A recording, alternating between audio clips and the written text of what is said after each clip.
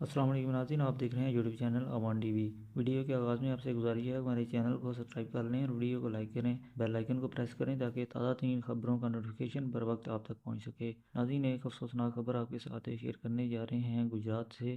گجرات کی ایک اہم سیاسی شخصیت، ایک اہم رہنما گزشتہ دنوں وفات پا گئے۔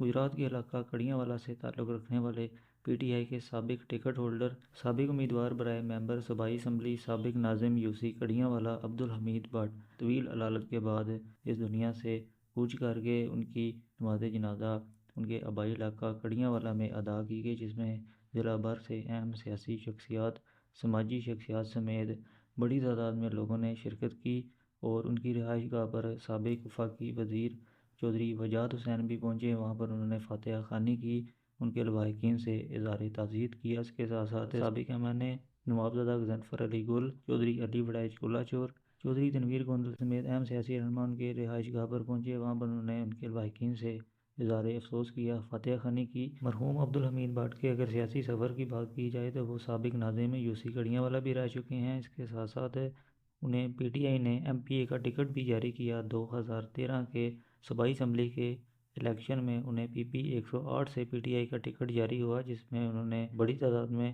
جو ووٹ حاصل کیے۔ اس کے ساتھ ساتھ 2024 کا جو موجودہ جو الیکشن ہوا اس میں بھی انہوں نے اپنے جو کاغذات نامزدگی ہیں وہ جمع کروا رکھے تھے۔